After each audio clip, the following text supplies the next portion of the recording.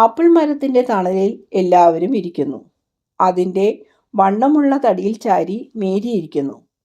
ബെർത്തലോമി അവളെ പ്രത്യേകം ശ്രദ്ധിക്കുന്നുണ്ട്. എത്ര സുന്ദരമായ യുവത്വം! പഴയ ഓർമ്മകൾ പുതുക്കിയപ്പോൾ സ്വർഗീയമായ അനുഭൂതിയിൽ ലയിച്ചിരിക്കുന്നു.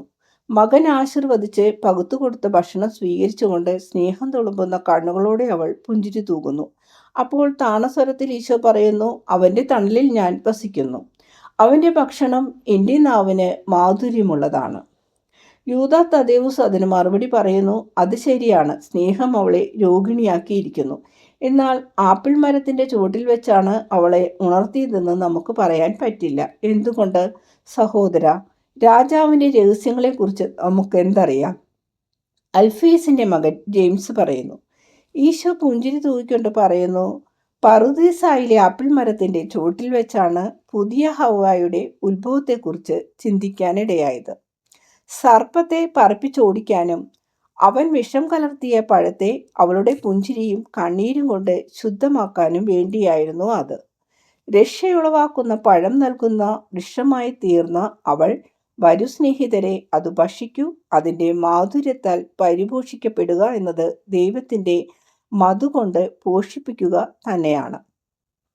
ഗുരുവേ, കുറേ നാളായി ഒരു കാര്യം വ്യക്തമായി കിട്ടാൻ ഞാൻ ആഗ്രഹിക്കുന്നു. എന്നെ തൃപ്തിപ്പെടുത്തണമേ. നമ്മൾ ചൊല്ലുന്ന പാട്ട് അവളെക്കുറിച്ച് പറയുന്നതാണോ? ബെർത്തലോമി അടക്കം പറച്ചിൽ പോലെ ചോദിക്കുന്നു. ഈ സമയം മേരി ബാലനെയും മറ്റു സ്ത്രീകളെയുമാണ് ശ്രദ്ധിക്കുന്നത്. പുസ്തകത്തിൻ്റെ ആരംഭം മുതൽ അവളെക്കുറിച്ച് പറയുന്നുണ്ട്. ഭാവിയിലുണ്ടാകാനിരിക്കുന്ന പുസ്തകങ്ങളും അവളെക്കുറിച്ച് പറയും.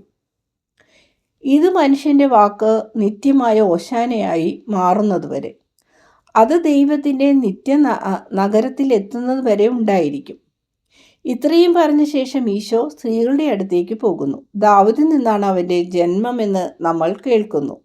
എന്തൊരു ജ്ഞാനം, എന്തൊരു കവിത! തീഷ്ണൻ കൂട്ടുകാരോട് പറയുന്നു. കറിയൂത്തുകാരനും സംഭാഷണത്തിൽ പങ്കെടുക്കുന്നു. ഇന്നലത്തെ പോലെ തന്നെ ഒരു സുഖഭാവത്തിലല്ല ഇന്നും. മുൻപുണ്ടായിരുന്ന സ്വാതന്ത്ര്യം ഇപ്പോഴും ഉള്ളതുപോലെ അഭിനയിക്കാൻ ശ്രമിക്കുന്നുണ്ടെങ്കിലും അത് കിട്ടുന്നില്ല. അയാൾ ചോദിക്കുന്നു, മനുഷ്യാവതാരം സംഭവിക്കേണ്ട ആവശ്യമുണ്ടായിരുന്നോ? അതെന്തിനായിരുന്നെന്ന് എനിക്കറിഞ്ഞാൽ കൊള്ളാം. സാത്താനെ പരാജയപ്പെടുത്താൻ ദൈവത്തിന് മാത്രമേ ഇങ്ങനെ സംസാരിക്കാൻ കഴിയൂ. രക്ഷിക്കാനുള്ള ശക്തിയും ദൈവത്തിന് മാത്രമേ ഉണ്ടാകാൻ സാധ്യതയുള്ളൂ. അതേക്കുറിച്ച് എനിക്ക് സംശയമില്ല. എന്നാൽ ഞാൻ വിചാരിക്കുന്നത് വചനം ഇത്രയധികം തന്നെ താഴ്ത്തേണ്ട ആവശ്യമില്ലായിരുന്നു എന്നാണ്. സാധാരണ എല്ലാവരും ജനിക്കുന്നത് പോലെ ജനിച്ച് ശൈശവത്തിൻ്റെ ബുദ്ധിമുട്ടുകളും അരിഷ്ടതകളും സഹിച്ചാൽ മതിയാകുമായിരുന്നു. പ്രായപൂർത്തി വന്ന ഒരാളായിട്ട് പ്രത്യക്ഷപ്പെട്ടുകൂടായിരുന്നു. പിന്നെ ഒരമ്മ വേണമെന്ന് നിർബന്ധമായിരുന്നെങ്കിൽ ഒരമ്മയെ തിരഞ്ഞെടുത്ത് ദത്തെടുത്താൽ പോരായിരുന്നോ? ഒരപ്പന് വേണ്ടി അങ്ങനെയല്ലേ ചെയ്തത്? എനിക്ക് തോന്നുന്നത് ഞാൻ ഒരു പ്രാവശ്യം ഇക്കാര്യം അവനോട് ചോദിച്ചെന്നാണ്. അവൻ അതിന് പൂർണ്ണമായും മറുപടി പറഞ്ഞില്ല, അല്ലെങ്കിൽ ഞാനത് മറന്നുപോയി. അവനോട് ചോദിക്കൂ. ഇപ്പോൾ ആ കാര്യത്തെക്കുറിച്ചാണല്ലോ നമ്മുടെ സംസാരം. തോമസ് പറയുന്നു. ഞാൻ ചോദിക്കുകയില്ല, ഞാൻ അവനെ വിഷമിപ്പിക്കും. പിന്നെ എന്നോട് ക്ഷമിച്ചെന്ന് എനിക്കത്ര തോന്നുന്നില്ല. എൻ്റെ പേർക്ക് നീ ഒന്നുകൂടി ചോദിക്കൂ. ക്ഷമിക്കണേ. ഒത്തിരി വിശദീകരണമൊന്നും കൂടാതെ ഞങ്ങളെല്ലാം സ്വീകരിക്കുന്നുണ്ട്. എന്നിട്ട് ചോദ്യങ്ങൾ ഉന്നയിക്കാൻ നീ ഞങ്ങളിൽ നിന്നും പ്രതീക്ഷിക്കുന്നു. ഇത് ശരിയല്ല. സെബദിയുടെ പുത്രൻ ജെയിംസ് തിരിച്ചടിക്കുന്നു. എന്താണ് ശരിയല്ലാത്തത്? ഈശോ ചോദിക്കുന്നു. എല്ലാവർക്കും മൗനം. അല്പം കഴിഞ്ഞ് തീഷ്ണനായ സൈമൺ എല്ലാവരുടെയും പേർക്ക് സംസാരിക്കുന്നു. കറിയൂത്തുകാരൻ യൂദായുടെ ചോദ്യങ്ങളും മറ്റുള്ളവരുടെ ഉത്തരങ്ങളും ആവർത്തിച്ചു പറഞ്ഞു. എനിക്ക് ആരോടും പിണക്കമില്ല. അതാണ് ഒന്നാമത്തെ കാര്യം. എനിക്ക് പറയണമെന്ന് തോന്നുന്ന അഭിപ്രായങ്ങൾ ഞാൻ പറയുന്നുണ്ട്. ഞാൻ സഹിക്കുന്നുണ്ട്, ക്ഷമിക്കുന്നുണ്ട്. ഇത് പേടിയാണെന്ന് പറയുന്നവനും ബാധകമാണ്. പേടി സ്വന്തം ക്രമക്കേടിൻ്റെ ഫലം തന്നെ. എൻ്റെ യഥാർത്ഥ ഇതാണ് ഞാൻ പറയുന്നത്. അത് സംഭവിച്ചത് നീതിയാണ്. ഭാവിയിൽ എൻ്റെ മനുഷ്യാവതാരത്തെക്കുറിച്ച് അനേകം ആളുകൾ തെറ്റുകൾ പറയും. യൂദാസ് പറയുന്ന തരത്തിലുള്ള തെറ്റായ രൂപങ്ങൾ എന്നെക്കുറിച്ച് നൽകും. അതായത് ദൃഢമായ ശരീരമുള്ളവൻ എന്ന് തോന്നിക്കുമെങ്കിലും പ്രകാശം പോലെ ഒഴുകാൻ കഴിവുള്ളയാൾ. അതായത് മാംസമാണ് താനും മാംസമല്ല താനും. മേരിയുടെ മാതൃത്വവും യഥാർത്ഥമായ മാതൃത്വമായിരിക്കുകയും അല്ലാതിരിക്കുകയും ചെയ്യും. ഞാൻ ശരിക്കും മാംസമായി, മേരി യഥാർത്ഥത്തിൽ അവതരിച്ച വചനത്തിൻ്റെ മാതാവാണ്. എൻ്റെ ജനനത്തിൻ്റെ മണിക്കൂർ ഒരു ആനന്ദ പരിവശ്യമായിരുന്നെങ്കിൽ അതിൻ്റെ കാരണം അവൾ പുതിയ ഹവ്വായാണ് എന്നുള്ളതാകുന്നു. പാപഭാരം അവൾക്കില്ല. പാപത്തിൻ്റെ ശിക്ഷയും അവൾക്ക് ലഭിക്കുകയില്ല. അവളിൽ വിശ്രമിച്ചതുകൊണ്ട് ഞാൻ എന്നെ തന്നെ താഴ്ത്തിയിട്ടില്ല. കൂടാരത്തിലെ പേടകത്തിൽ സൂക്ഷിച്ചിരിക്കുന്ന മന്നായ്ക്ക് അത് കുറവായിപ്പോയോ? ഇല്ല. നേരെ മറിച്ച് അത് വസതിയിൽ വെച്ചതുകൊണ്ട് കൂടുതൽ ബഹുമാനിക്കപ്പെടുകയാണ് ഉണ്ടായത്. മറ്റുള്ളവർ പറയും, ഞാൻ ശരിക്കും മാംസമല്ലാതായിരുന്നതിനാൽ എനിക്ക് വേദനയൊന്നും ഇല്ലായിരുന്നെന്ന്. ഭൂമിയിൽ ജീവിച്ചെങ്കിലും മരിച്ചില്ല എന്ന് പറയും.